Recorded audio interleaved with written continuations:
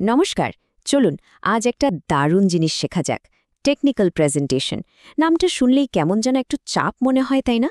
কিন্তু ভাবুন তো, যদি এটা একটা স্কিল হয় যা শুধু পরীক্ষার ভাইভাতেই নয়, বরং পুরো কেরিয়ার জুড়ে কাজে লাগবে। চলুন এই ম্যাচটা জেতার জন্য একটু প্রস্তুতি নেওয়া যাক। ফাইনাল ইয়ার প্রজেক্ট প্রেজেন্টেশন নামটা শুনলেই কি বুকের ভেতরটা কেমন ধুকপুক করে ওঠে? মনে হয় যেন খুব তাড়া, অথচ ধর্মতলার বিরাট জ্যামে আটকে পড়েছি। দেখুন, এই ভয়টা খুব স্বাভাবিক, কিন্তু ভালো খবর হলো এর একটা খুব সহজ সমাধান আছে। ফাইনাল ইয়ার প্রজেক্ট প্রেজেন্টেশন নামটা শুনলেই কি বুকের ভেতরটা কেমন ধুকপুক করে ওঠে? মনে হয় যেন খুব তাড়া, অথচ ধর্মতলার বিরাট জ্যামে আটকে পড়েছি। দেখুন, এই ভয়টা খুব স্বাভাবিক, কিন্তু ভালো খবর হলো এর একটা খুব সহজ সমাধান আছে। চলুন পুরো ব্যাপারটাকে একটা ক্রিকেট ম্যাচের মতো করে দেখি। একটা উত্তেজনাপূর্ণ খেলা যেখানে সঠিক স্ট্র্যাটেজি থাকলে জেতাটা কিন্তু মোটেই কঠিন নয়। আসুন ভয়টাকে খেলার উত্তেজনায় বদলে ফেলি আর আমাদের প্রেজেন্টেশন প্রিমিয়ার লিগের জন্য তৈরি হয়ে যাই। তো যে কোনো ম্যাচ জিততে গেলে প্রথমে কি লাগে?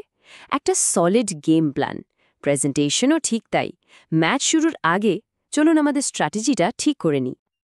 আমাদের প্রথম কাজ হলো উদ্দেশ্য বা পারপাস ঠিক করা। মানে এই প্রেজেন্টেশনটা যখন শেষ হবে, তখন যারা শুনছেন তারা ঠিক কী নিয়ে ফিরবেন। তারা কি নতুন কিছু জানবেন, কোনো একটা ধারণায় বিশ্বাস করতে শুরু করবেন, নাকি কোনো নির্দিষ্ট কাজ করার জন্য উৎসাহ পাবেন? এই লক্ষ্যটা একদম পরিষ্কার থাকা দরকার। ব্যাপারটা অনেকটা এরকম, মাঠে নামার আগে ক্যাপ্টেন কি ঠিক করে না যে ম্যাচটা জিততে হবে নাকি শুধু ড্র করলেই চলবে? ঠিক সেভাবেই প্রেজেন্টেশন দেওয়ার আগে আমাদের লক্ষ্যটা স্থির করতে হবে। লক্ষ্য যত স্পষ্ট হবে, যে তার সম্ভাবনাও ততটাই বাড়বে। একদম, ব্যাটসম্যানকে তো জানতেই হবে তার লক্ষ্যটা কি, কত রান করতে হবে নাকি শুধু উইকেট বাঁচাতে হবে। আমাদের প্রেজেন্টেশনের ক্ষেত্রেও উদ্দেশ্যটাই হলো আমাদের সেই টার্গেট স্কোর, আর সেটা সবার আগে ঠিক করতে হবে। গেম প্ল্যানের দ্বিতীয় আর সবচেয়ে জরুরি অংশ হল আমাদের অডিয়েন্স বা শ্রোতাদের বোঝা। কারা শুনছেন আমাদের কথা, তাদের এই বিষয়ে জ্ঞান কতটা, তারা ঠিক কি শুনতে চাইছেন? এই প্রশ্নগুলোর উত্তর যদি আমাদের জানা থাকে, তাহলে বুঝবেন অর্ধেক ম্যাচ কিন্তু আমরা জিতেই গেছি। এই স্লাইডটা দেখুন, কত সুন্দরভাবে ব্যাপারটা বোঝানো হয়েছে। ধরুন প্রফেসররা হলেন আম্পায়ারের মতো, যারা টেকনিক্যাল ডিটেলস প্রতিটা পয়েন্ট খুঁটিয়ে দেখবেন, আর বন্ধুরা হলো দর্শকদের মতো, যারা আমাদের উৎসাহ দেবে। দুজনের প্রত্যাশা কিন্তু আলাদা, তাই আমাদের খেলার ধরনও একটু আলাদা করতে হবে। অবশ্যই পিচ কেমন, উল্টো দিকের ব্যাটসম্যানের স্টাইল কি, এগুলো না বুঝলে কি চলে? ঠিক সেভাবে আমাদের শ্রোতাদের মন, তাদের জ্ঞানের পরিধি আর তাদের প্রত্যাশা বুঝতে পারলেই আমাদের কথার ডেলিভারিটা একদম নিখুঁত হবে। ওকে, গেম প্ল্যান রেডি। এবার তাহলে ব্যাটিং অর্ডারটা সাজিয়ে ফেলি, মানে আমাদের প্রেজেন্টেশনের গঠন বা স্ট্রাকচারটা ঠিক করে নিই। চলুন দেখি ইনিংসটা কিভাবে সাজানো যায়। একটা ভালো প্রেজেন্টেশনও কিন্তু একটা ভালো ইনিংসের মতোই। এরও তিনটে পরিষ্কার ভাগ আছে। প্রথমে ভূমিকা বা পাওয়ার প্লে, যেখানে শুরুতেই দ্রুত মনোযোগ টানতে হবে। তারপর মূল অংশ বা মিডল ওভার, যেখানে ধীরে ধীরে যুক্তি দিয়ে এগোতে হবে। আর শেষে উপসংহার বা ফিনিশিং ওভার, যেখানে ম্যাচটা জিতিয়ে আসতে হবে। প্রথমেই আসছে পাওয়ার প্লে, মানে ভূমিকা। প্রথম কয়েক ওভারে যেমন দ্রুত রান তোলা জরুরি, তেমনি প্রেজেন্টেশনের প্রথম কয়েক মিনিটে শ্রোতাদের মনোযোগ কেড়ে নেওয়াটা মাস্ট। পরিষ্কার করে বলতে হবে আমাদের বিষয়টা কি এবং আমরা কি কি নিয়ে আলোচনা করব।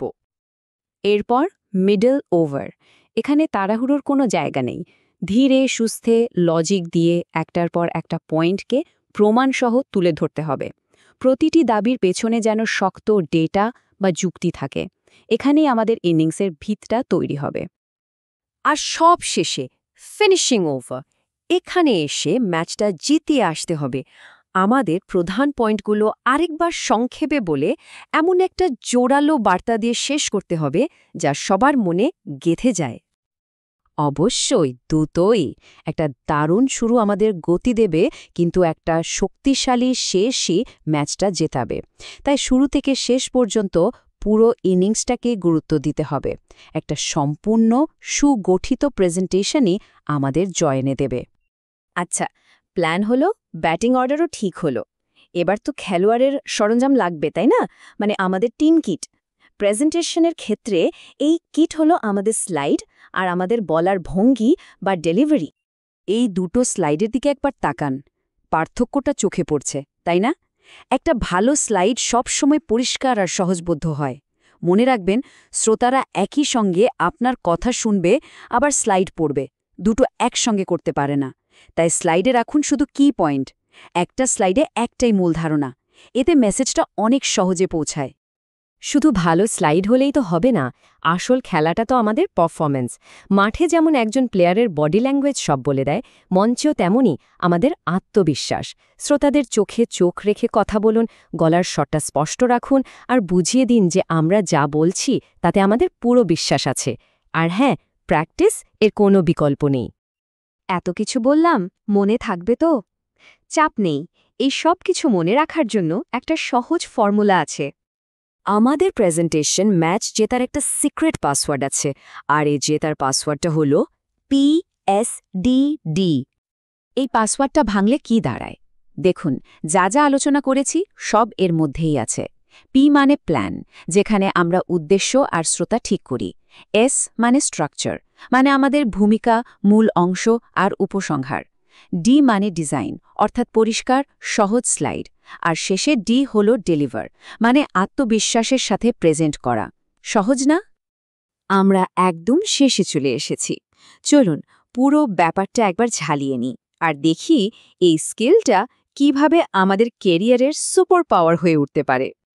তাহলে আসল কথাটা কি? একটা দারুণ প্রেজেন্টেশন দেওয়াটা কিন্তু কোনো জাদু বা রকেট সায়েন্স না, এটা একটা সলিড গেম প্ল্যানের ফল।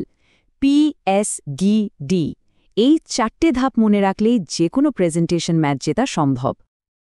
একটা কথা সবসময় মনে রাখবেন, আজকে টেকনোলজির জগতে শুধু একটা ভালো আইডিয়া থাকাই সব নয়, সেই আইডিয়াটা সহজ আর পরিষ্কারভাবে সবার কাছে পৌঁছে দেওয়ার ক্ষমতাটাই আসল খেলা।